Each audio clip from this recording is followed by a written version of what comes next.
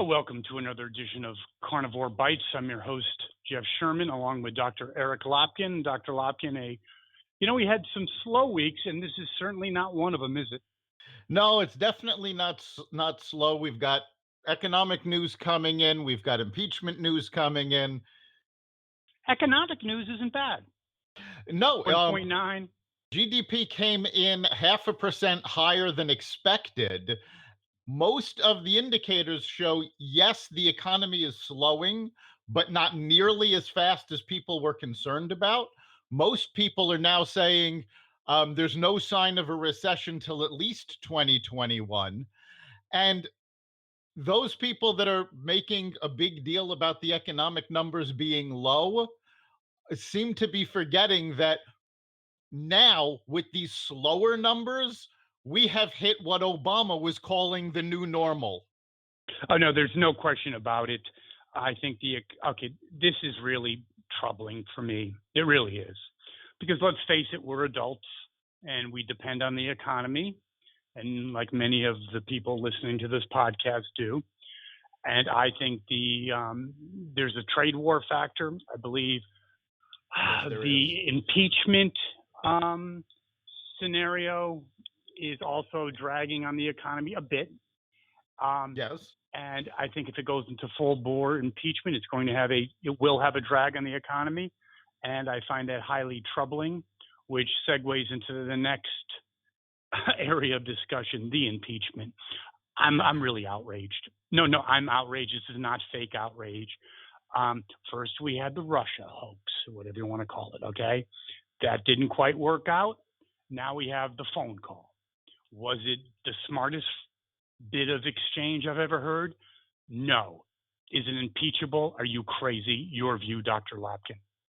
Yeah, it's definitely not impeachable. Then what's going on, Lopkin? This is a coup, pure and simple. This is the Democrats know that Trump will beat any of their candidates. No, without any question. They are trying to slow him down. This does not scare you? Oh, it terrifies me. But especially when you take a look at the vote today, because the vote was basically a party line vote. 2 Democrats voted not to impeach. No Republicans supported the impeachment. This is the Democratic Party, and they're still not quite playing by impeachment rules. No, they're not at all. But here's the thing. What I've heard, again, another troubling fact, that they're going to get to the point they're going to call the hosts of Carnivore Radio in. In other words, you can drip for a year if you wanted to. No. They're not going to drip. What they're planning on doing, and a number of them have stated this flat out, is now that these inquisitions, but these interviews have to be done in public, they are going to cherry pick the people that they have already questioned in private and only bring in the ones that they feel are damaging to Trump. Okay, and you're saying the Republicans, they can't call anyone. They're not going to be allowed. The Republicans can't call anyone. However, they do have the right to cross-examine now, at least. Okay. The one thing this is very troubling. Okay, just because you're in America doesn't mean you're not part of a banana republic. And tell me, Dr. Lopkin, you're a very smart guy, known you for years. How is this any different than, I don't know, some banana republic in South America? Oh, it really isn't. If the Democrats had followed impeachment procedure, then following this vote, the impeachment investigation would be handled by the Judicial Committee. They're not doing that. The hearings are going to be taken care of by the Intelligence Committee. Which is you may ask, what's the difference one committee over the other? But there's actually a big difference. With the Judicial Committee, everything is out in the open. With the Intelligence Committee, they can clamp down on details and not release them to the public. You know, and with the mainstream media in concert with the Democrats, I was listening to Breitbart this morning, and whoever the gentleman was filling in for the regular host, he had a good point. I'm sorry, it's just true that it's a marketing phenomenon and a psychological phenomenon.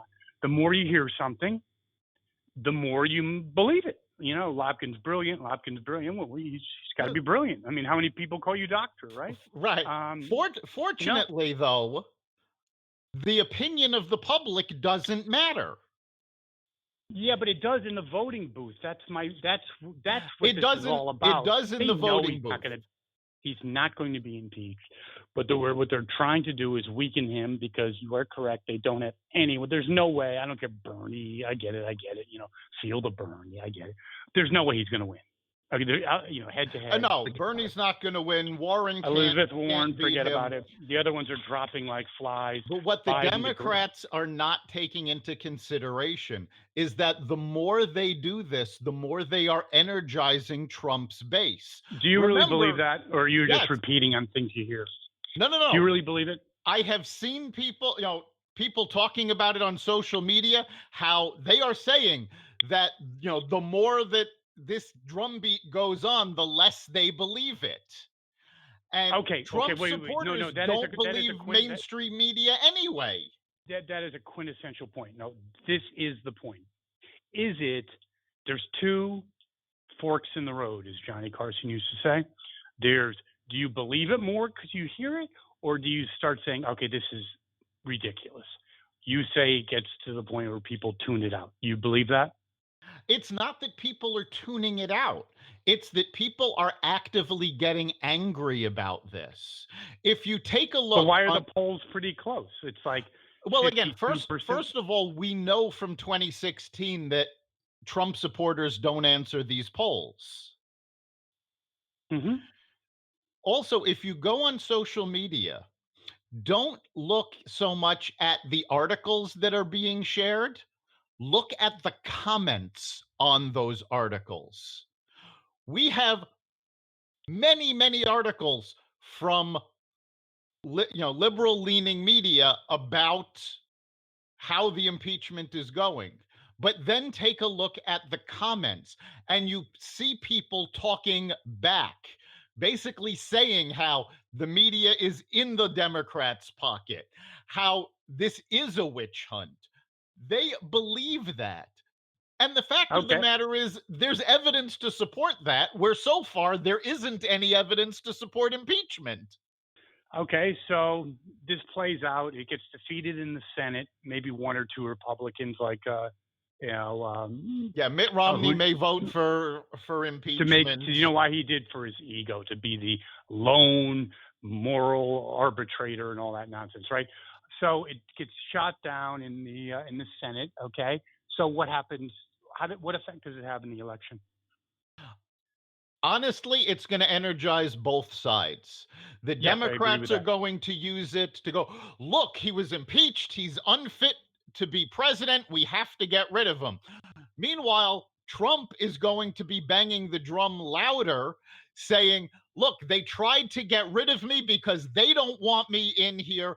They failed, and now they're trying to convince you to do it for them. Okay, you gave Trump, I believe, at one point a 70 or 65% chance of winning. What say you now? Right now, it's still about 65%. Okay. None of this has actually changed that. Do you think the Democrats pay a price for basically hijacking the Constitution? It depends on what goes on during the primaries. If Bernie, Biden, or Warren win, if one of those is the candidate, yes, they're going to have a problem, because these people are not capable of moving to the center at this point and bringing in that part of the electorate. If, say, Pete Buttigieg, who's actually been doing quite well in the polls since the last debate, if he ends up being the candidate. He's a lot more centrist. So he might be able to mitigate the problem. Okay. So it's really going to depend on what goes on in the Democratic primary. But do you think people are going to wake up and know that this is, if it sees the light of day and people know that it's about the conversation and all that stuff, do you think there'll be a backlash like there was in 98? I don't know that there will be like there was in 98. Now we're much more divided. And True. basically, it's people who hate Trump and people who support Trump. And if they hate Trump, they're not going to vote for him no matter what is proven. They believe he's guilty regardless of evidence. If they're Trump supporters, unless there's a lot of evidence showing that, yes, he committed impeachable offenses, they're not going to leave him. I think that's a good way to end this. And Dr. Lopkin, we certainly have a lot to talk about, and you'll be joining the show this Friday, correct? We'll be on the air on Friday, yes. Sounds good. Thanks a lot. See you then. You've been listening to Carnivore Bites, part of the Exvadio podcast network. You can catch us every week at exvadio.com/podcasts, on the iHeartRadio app, the Apple Podcasts app, the iTunes Store, Spotify, and wherever you find podcasts. You can also catch us live every Friday at 4 on WESU FM 88.1.